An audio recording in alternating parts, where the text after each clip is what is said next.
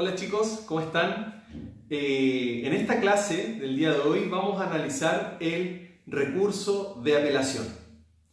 Básicamente vamos a analizar las generalidades del recurso de apelación según ustedes comentaron y nos dejaron en los comentarios y en la historia de Instagram que era el tema del cual querían hablar hoy. Por lo tanto, comenzaremos analizando el recurso de apelación. Para comenzar debemos señalar que el recurso de apelación se encuentra tratado en el Código de Procedimiento Civil del artículo 186 en adelante en ese cuerpo normativo. Señalar también que este es un recurso ordinario que necesita, como todos los recursos o medios de impugnación, particularmente los recursos, necesita un agravio. Para comenzar podemos dar una definición de recurso de apelación, pero yo no me quiero centrar en la definición ya que sabemos que hay diversas definiciones que establecen los autores. Pero quiero que entendamos cuáles son los elementos que nunca podrían faltar en una definición de recurso de apelación. Esto es, en primer lugar, señalar que es un acto jurídico procesal por el cual una parte agraviada por una resolución judicial dictada por un tribunal inferior interpone este recurso ante el tribunal inferior para que conozca el superior jerárquico y este superior jerárquico la enmiende conforme a derecho. De esta definición es súper importante y tenemos que tener muy claro que el recurso de apelación es un recurso que crea o que da lugar a la doble instancia, es decir, se debe interponer ante el tribunal inferior para que conozca el tribunal superior jerárquico de este, que por regla general será la Corte de Apelaciones. El análisis que vamos a hacer en esta clase del recurso de apelación, ya una vez que hemos señalado la definición, es entender qué es lo que nos podrían preguntar o lo que nosotros como tutores en Derecho al Grado hemos visto que se pregunta constantemente en materia de recursos cuando el profesor le pregunta al alumno, hablemos de los recursos, hablemos particularmente de la apelación y empiezan a hacer este tipo de preguntas, así que la clase será desarrollada en ese sentido. La primera pregunta clásica que te van a hacer de recurso de apelación es ¿contra qué resoluciones procede? A lo cual tú debes señalar en la respuesta, y eso es lo que vamos a analizar ahora, es que el recurso de apelación procede contra sentencias definitivas de primera instancia, procede contra sentencias interlocutorias de primera instancia y excepcionalmente procederá contra autos y decretos. Por lo tanto, tenemos que tener claro que en primer lugar, por regla general o generalmente, el recurso de apelación procede contra sentencias definitivas y sentencias interlocutorias de primera instancia. Excepcionalmente procederá contra autos y decretos. Pero ¿cuándo procede contra autos y decretos? Eso es lo que tenemos que determinar y es probablemente lo que el profesor nos pregunte una vez que ya le hayamos señalado las resoluciones contra las cuales procede. Y hay que señalar o establecer en este punto que procede contra autos y decretos cuando se cumplan una de las dos situaciones que nos presenta el Código de Procedimiento Civil. Ya sea procede contra autos y decretos cuando estos alteran la sustanciación del procedimiento o establecen trámites no señalados en la ley. Y la pregunta que cae de cajón acá es hacernos es la siguiente. ¿Cuándo se entiende que se altera la sustanciación del procedimiento o cuándo se entiende que se establecen trámites no señalados en la ley? Vamos a dar un ejemplo de cada una para que nos quede más claro.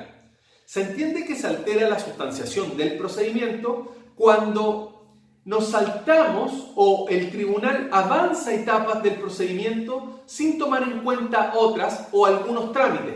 Por ejemplo, si estamos en un juicio ordinario de mayor cuantía y se ha contestado la demanda y el tribunal inmediatamente cita audiencia de conciliación.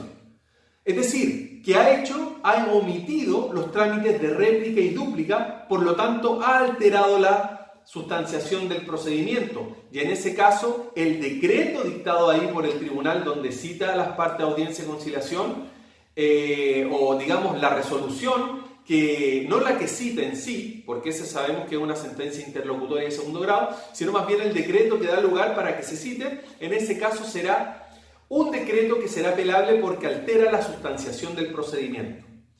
En el segundo caso, que se establezcan trámites no señalados por la ley, sería, por ejemplo, siguiendo con la línea de ejemplos de los procedimientos, que en el juicio sumario se establezca o en la audiencia de contestación y conciliación el tribunal permita la réplica y la dúplica.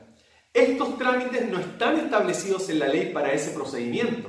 Por lo tanto, ahí estaremos en un caso en donde este decreto o auto alteraría este autodecreto establecería trámites no señalados en la ley. Otro buen ejemplo es cuando nosotros presentamos una demanda ante el tribunal y el tribunal, antes de proveer la demanda, nos diga que venga la parte a dejar o establecer caución de 2 UTM. Nosotros diríamos, pero ¿por qué tenemos que establecer caución si la ley no señala que para autorizar poder o para proveer la demanda se deba caucionar? Esos serían ejemplos de cuando, por un lado, alterarían la sustanciación del procedimiento y por otro, establecerían trámites no señalados en la ley. En ese caso, los autos y decretos serán apelables. Ya más adelante veremos, a propósito, cuando comencemos a hablar de el plazo para interponer los recursos, cuál es el plazo y de qué forma se hace valer el recurso de apelación respecto de estos autos y decretos. Como les señalaba, ahora, ya que vimos contra qué resoluciones procede, veremos cuál es el plazo para interponer el recurso de apelación, que será la pregunta obvia que te hará el profesor de la comisión que te está interrogadora del examen de grado, si está tratando el tema del recurso de apelación. Para eso debemos distinguir. El recurso de apelación tiene un plazo variado dependiendo de la resolución que se está impugnando. Si vamos a interponer un recurso de apelación respecto a una sentencia definitiva de primera instancia, en ese caso el plazo para interponer el recurso es de 10 días hábiles desde que se notifica la resolución. 10 días hábiles. En segundo término, si vamos a interponer el recurso de apelación respecto de una sentencia interlocutoria de primera instancia, en este caso el plazo disminuye y será de 5 días hábiles desde que se notifica la resolución. Como les comentaba anteriormente, tenemos que distinguir plazos especiales. Y uno de los plazos especiales es respecto del recurso de apelación que procede contra auto y decreto. Porque en este caso en particular, la ley en el Código de Procedimiento Civil señala que cuando el recurso de apelación procede respecto de un auto o un decreto, se debe interponer un recurso de reposición, que es el recurso que recae sobre los autos y decretos, pero con apelación en subsidio. Por lo tanto, cuando nosotros queramos hacer valer un recurso de apelación contra un auto y un decreto, tenemos que interponerlo en subsidio del recurso de reposición. Y el plazo para su interposición, en ese caso, disminuirá a 3 días hábiles desde que se notifica esta resolución.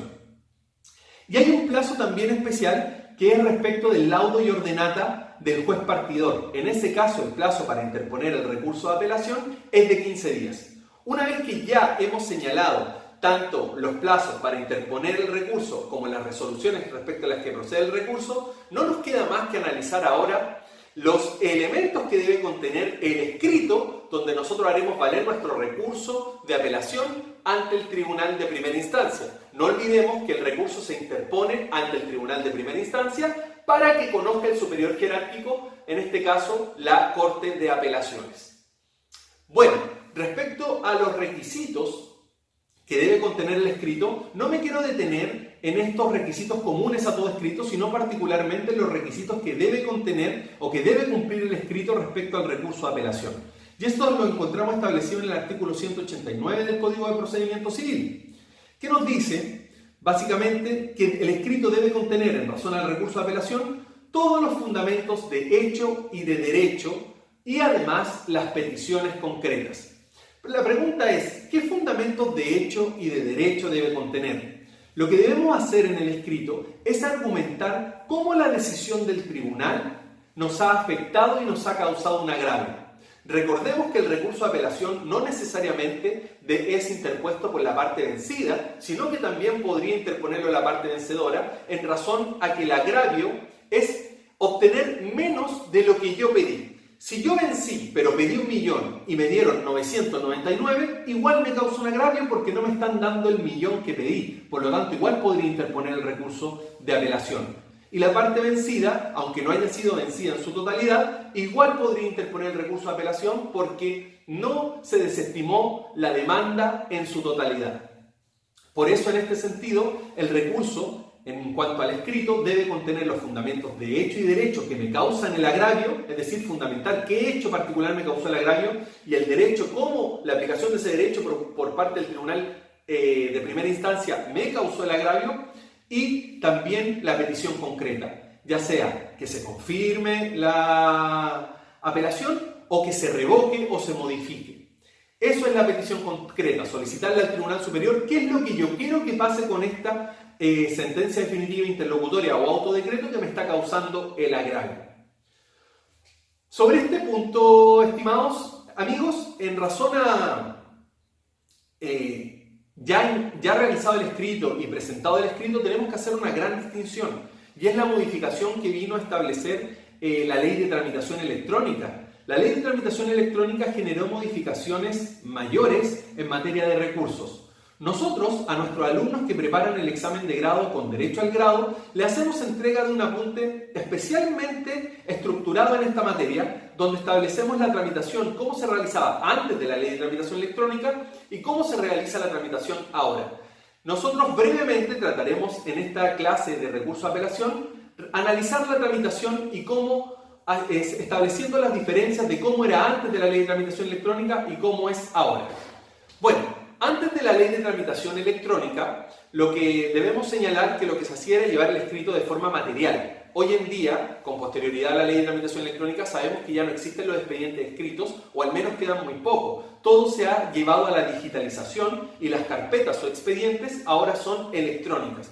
Por lo tanto, lo que nosotros tenemos que hacer es subir el escrito a través de la oficina judicial virtual a nuestra carpeta electrónica. Antiguamente debíamos llevar el escrito al tribunal y el tribunal lo ingresaba físicamente y lo añadía al expediente físico también. Bueno, respecto a este punto, lo primero que debemos señalar es el examen de admisibilidad que se debe realizar en torno al recurso de apelación. Este examen de admisibilidad, déjenme decirles que es un examen de admisibilidad sumamente básico, no tiene ninguna complejidad mayor, como sí podríamos ver en otra materia, como el recurso de casación en el fondo, donde el examen de admisibilidad es más complejo. En cambio, en el recurso de apelación, el examen de admisibilidad se limita solo a dos puntos. Primero, que la resolución sea de aquellas que procede el recurso de apelación, y en segundo lugar, que se haya interpuesto dentro del plazo. En este sentido, el tribunal de primera instancia hará el análisis y verificará que la resolución sea de aquellas que procede el recurso de apelación, ya sea sentencia definitiva de primera instancia, sentencia interlocutoria de primera instancia o auto o decreto según cumpla con algunos de los requisitos que se señalan por la ley para poder interponer un recurso de apelación en su contra. Analizado esto, luego ve el tribunal o analiza si es que efectivamente se interpuso dentro del plazo establecido por la ley. Y ese plazo establecido por la ley ya veíamos que es de 10 días para la sentencia definitiva, de 5 días para la interlocutoria o de 3 días para las auto y decretos cuando procede el recurso de apelación, y la ordenata habíamos dicho 15 días. Una vez pasado este examen de admisibilidad por parte del tribunal inferior, lo que hacía ahora el tribunal era determinar cuál iba a ser el valor de las piezas del expediente que iban a ser apeladas, es decir, cuál era el valor de estas compulsas. Por lo tanto, antiguamente, es decir, antes de la Ley de Tramitación Electrónica, lo que nosotros teníamos como obligación era el pago de las compulsas, obligación que hoy en día, a propósito de la Ley de Tramitación Electrónica, ha sido eliminada. ¿Y qué eran estas compulsas? Eran aquellas piezas del expediente que tenían que ser fotocopiadas y enviadas al Tribunal Superior, y eso tenía un valor para la parte recurrente, es decir, para la parte que hacía valer el recurso de apelación. Una vez que el Tribunal Inferior determinaba cuál era el valor de estas compulsas, nosotros teníamos la obligación de pagar esas compulsas. Y para eso teníamos un plazo de 5 días para ir a acercarnos al tribunal y consignar esos dineros en el tribunal para el valor de las compulsas. Si no consignábamos esos dineros, la sanción era que el recurso se iba a tener por desistido, lo cual no es muy correcto hablar de desistimiento en este caso, sino más bien aquí había que hablar de deserción, porque lo que había era un abandono básicamente del recurso por no cumplir con el requisito. Dicho esto, entonces tengamos claro que antes de la Ley de Tramitación Electrónica la obligación era el pago de las compulsas. Hoy en día, con la nueva Ley de Tramitación Electrónica, este pago de compulsas ha sido eliminado. Ya no existe, ya no tiene lugar. Otro hecho que fue, o otro trámite que fue eliminado en la primera instancia respecto al recurso de apelación y que sí tenía lugar antes de la ley de tramitación electrónica, era la adhesión a la apelación. Es decir, yo podía adherirme a la apelación en primera instancia. ¿Y hasta qué momento podía adherirme a la apelación? Hasta antes de que se elevaran los autos al Tribunal Superior Jerárquico. Hoy en día, con la ley de tramitación electrónica, la adhesión a la apelación en primera instancia ha sido eliminada. Por lo tanto, ya no se puede adherir a la apelación en primera instancia. Como les explicaba, es bueno hacer este pimponeo entre cómo era antes y cómo es ahora, y en razón a eso les voy a explicar cómo es la tramitación también en segunda instancia en ese sentido. A propósito de eso, una vez que ya pasábamos el examen de admisibilidad, pagamos las compulsas, el expediente o las piezas del expediente se elevaban al Tribunal Superior. Una vez que llegaban al Tribunal Superior, toda esta explicación que estoy haciendo ahora es antes de la ley de tramitación electrónica. Una vez que llegaban al Tribunal Superior, el Tribunal Superior, es decir, el secretario del tribunal, tenía que hacer ingreso de este expediente o de estas piezas del expediente, darle un número de rol distinto y entregar esto a la sala tramitadora para que la sala tramitadora estableciera en razón a qué tipo de resolución era la apelada, cómo se iba a conocer, ya sea en cuenta cómo se iba a resolver, ya sea en cuenta o previa vista a la causa, que ya analizaremos más adelante. ¿Cómo se realiza y qué había que hacer una vez que ingresaban los autos a la Corte? Que es importante antes de la ley de tramitación electrónica, era determinar el hecho de hacerse parte en el recurso. Es decir, nosotros teníamos un plazo establecido en el artículo 200, artículo que fue completamente modificado por la ley de tramitación electrónica, para hacernos parte. Este plazo era de 5 días desde que se notificaba por el Estado Diario el ingreso del recurso a la Corte. Teníamos esta obligación de ir a hacernos parte dentro del plazo de 5 días. ¿Qué pasaba si no nos hacíamos parte? Se declaraba desierto el recurso. ¿Qué pasa con ese plazo hoy en día? Como les señalé, el artículo 200 fue completamente modificado por la ley de tramitación electrónica. Hoy en día no recae en nosotros la obligación de hacernos parte, sino que se entiende que el emplazamiento es automático por el hecho del ingreso de la carpeta electrónica al Tribunal Superior. Pero el plazo de 5 días se ha mantenido. Y la pregunta es, ¿por qué se mantiene? En primer lugar, se mantiene el plazo de 5 días porque es el plazo para poder solicitar un recurso de hecho respecto a la apelación. Sabemos que está ligado el recurso de hecho completamente a la apelación y el plazo para interponer ese recurso de hecho es de 5 días. Esa es la primera razón por la que se mantienen estos 5 días. La segunda razón es porque dentro de ese plazo de 5 días puedo solicitar alegatos cuando la resolución apelada se conozca o se resuelva solo en cuenta. Tengo un plazo de 5 días para solicitar también esos alegatos.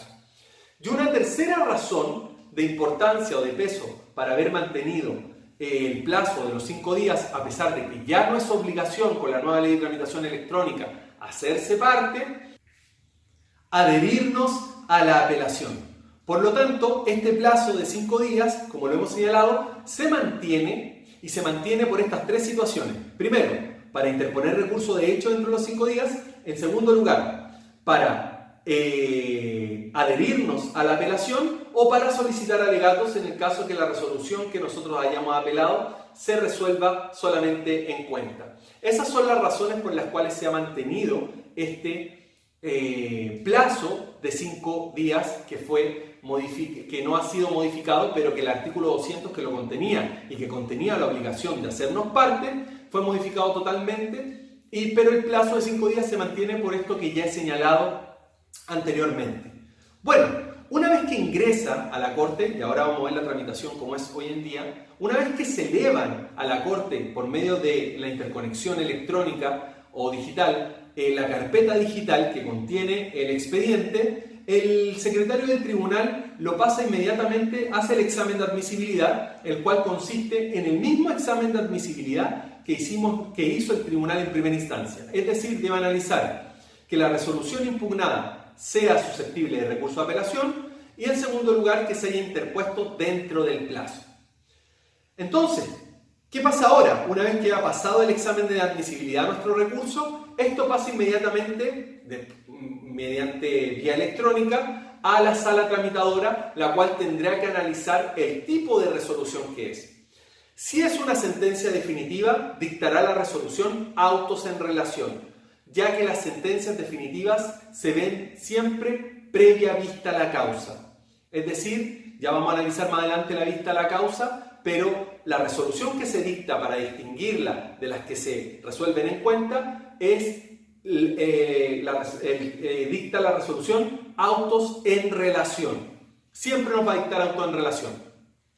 Y esas causas que se dicta la resolución autos en relación, pasan inmediatamente al presidente de la Corte de Apelaciones, quien es la persona encargada por ley de generar la tabla semanal. Esta tabla semanal se realiza todos los días viernes y es la tabla en donde se establece qué día y en qué horario y en qué lugar se verá el recurso de apelación en la Corte de Apelaciones. ¿Qué debe contener esta tabla? Debe contener el rol, las partes y la materia respecto a que se va a conocer. Por lo tanto, los días viernes, en la tarde, por regla general, está siempre la tabla ya en la página del Poder Judicial para poder ver si nos toca esa semana o no nos toca. La pregunta que siempre hacen los profesores acá también es ¿qué pasa si el día que nos toca, por ejemplo, quedamos en la tabla para el día martes en el tercer lugar? Y el día martes se agregaron causas extraordinarias, apelaciones extraordinarias, y se pudieron ver solamente de la tabla ordinaria, que es la que estábamos nosotros, la número 1 y número 2. No alcanzamos a ver la tercera, que era la nuestra. ¿Para cuándo va a quedar nuestra apelación? Y es súper sencillo. Nuestra apelación será incluida en la tabla de la siguiente semana para el mismo día. Solo avanzaremos en el lugar. Es decir, quedaremos para el próximo martes, pero como se vio la 1 y la 2 y nosotros éramos la 3, ahora nosotros quedaremos en el primer lugar. Esa es la forma de responder ante la pregunta ¿qué pasa si no se puede ver la causa nuestra el día en que estaba establecida? Bueno, eso es lo que se hace si es que básicamente la resolución impugnada es una sentencia definitiva que se dictará la resolución autos en relación. Pero ¿qué pasa si la resolución impugnada es una sentencia interlocutoria o un auto, un decreto? En este caso no se resuelven estos autodecretos, estas sentencias interlocutorias previa vista a la causa, sino más bien se resuelven en cuenta. ¿Y cómo es eso? Ahí la resolución que dicta la sala tramitadora es dese cuenta.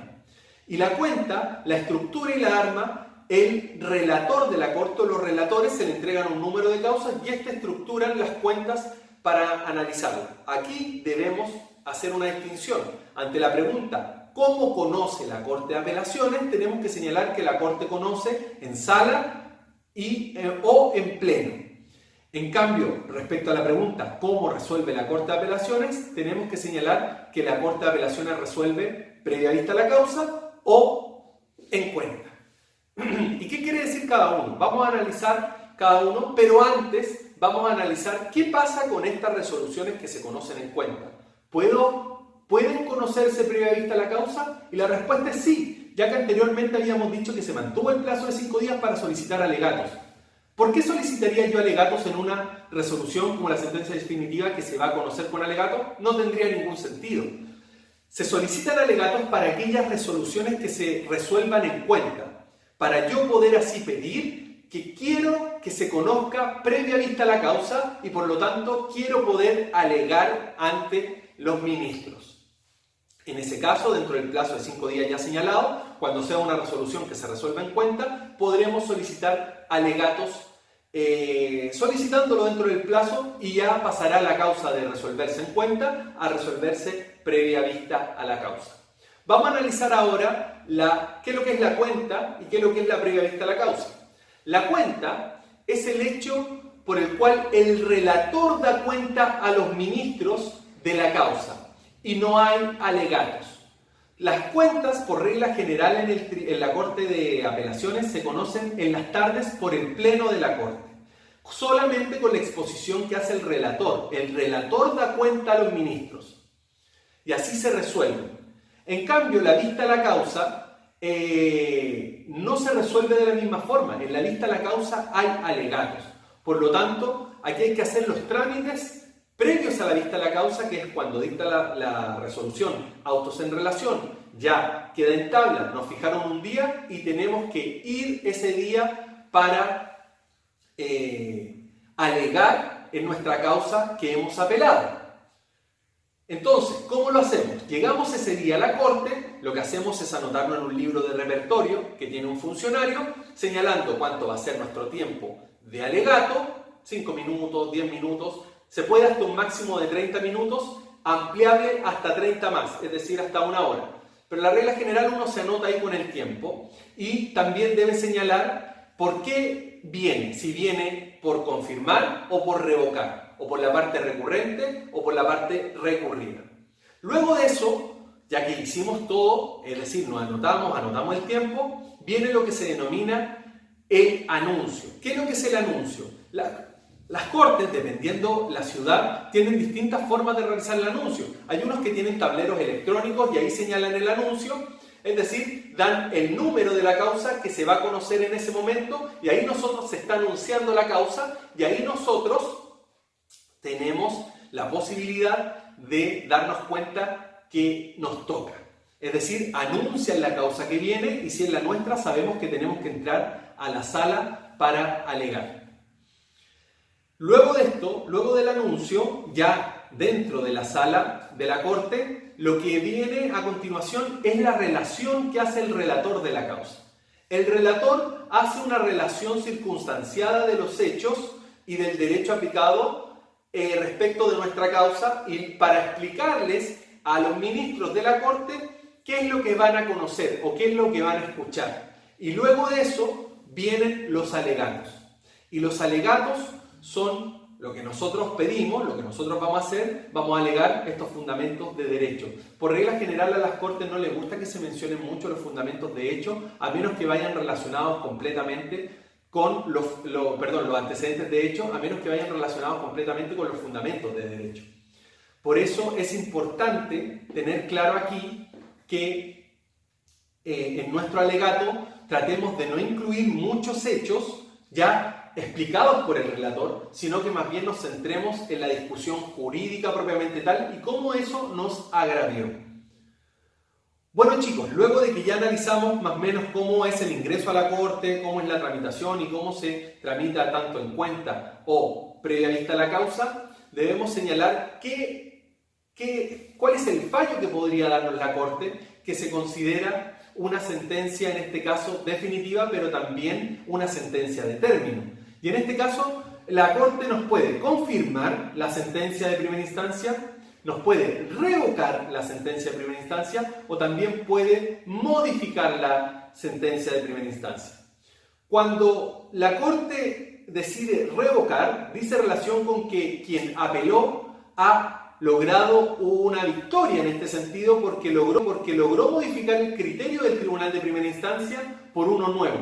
Y esa revocación dice relación con que deja sin efecto la totalidad del fallo de primera instancia y dicta una nueva sentencia, la Corte de Apelaciones. Cuando confirma la sentencia de primera instancia, en este caso quiere decir que el apelante no ha tenido mucha suerte, no ha salido victorioso y en este sentido se confirma la sentencia de primera instancia y se mantiene tal cual como la dictó el tribunal inferior. Y una sentencia modificatoria es aquella que mantiene ciertas partes de la sentencia original, pero algunos considerando los modifican y se señalan cuáles se modifican y por cuáles se reemplazan. Eso es básicamente cómo podríamos hablar de generalidades del recurso de apelación. Otra cosa que se me quedaba en el tintero y que quería explicarles es respecto de cómo conocía la Corte, recuérdenlo siempre porque aquí se equivocan mucho, la Corte conoce en pleno o en sala y resuelve en cuenta o previa vista a la causa. Chicos, espero que esta clase les haya sido de utilidad, espero haberlos dejado claro en algunas cosas del recurso de apelación, espero que les sea provechosa también para ustedes y recuerden que si necesitan ayuda o necesitan guía en este proceso complicado del examen de grado, no tengan ningún problema en consultarnos. Nosotros tenemos cursos de preparación para ustedes, para poder guiarlos en este proceso y para poder acompañarnos. Así como también les podemos entregar otras cosas diversas a los cursos de preparación por ejemplo, si ustedes quieren prepararse solo y solo quieren someterse al rigor de una interrogación, tenemos interrogaciones particulares, tenemos simulaciones de examen de grado. Y también para aquellos que todavía no rinden el examen de grado y están en pregrado estudiando Derecho, tenemos la posibilidad de clases particulares. No duden en consultarnos, ya sea por los cursos de preparación, por las interrogaciones particulares, por las simulaciones de examen de grado o por las clases particulares. Nosotros somos un libro abierto y cualquier duda que tengan, cualquier cosa que necesiten, no duden en consultarnos y estamos aquí. Derecho al Grado está aquí para ayudarnos. Que estén muy bien y nos vemos en una próxima clase.